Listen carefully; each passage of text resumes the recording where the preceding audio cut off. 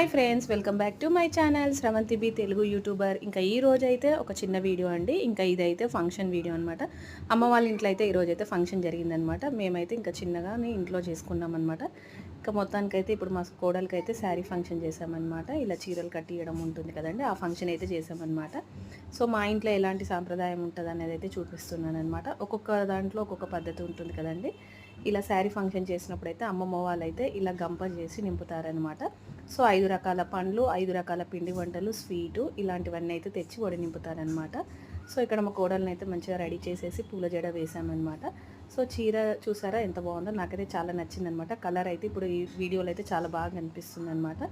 So ఇప్పుడైతే వడి నింపుతున్నారనమాట. First అయితే బ్లౌజ్ పీస్ వేసి తర్వాత 5 కుడుకలనైతే ఆకులతోని ఒక్కలతోనైతే పెడతారండి. దాని తర్వాత ఫ్రూట్స్, తర్వాత చేసిన మురుకులు, ఇలా పిండి వంటలు ఉన్నాయి కదండి. ఇక్కడ సాకినాలు, మురుకులు, సవారీలు, లడ్డూలు, గరిజెలు ఇవైతే చేశారండి. 5 రకాల పిండి వంటలు, ఇంకా ఫ్రూట్స్ అయితే 5 రకాలు తెచ్చారనమాట.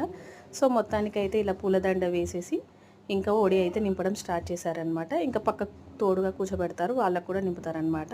సో మొత్తానికైతే ఈరోజైతే వాళ్ళ అమ్మమ్మ వాళ్ళైతే వచ్చేసి ఇలా ఒడి నింపారనమాట.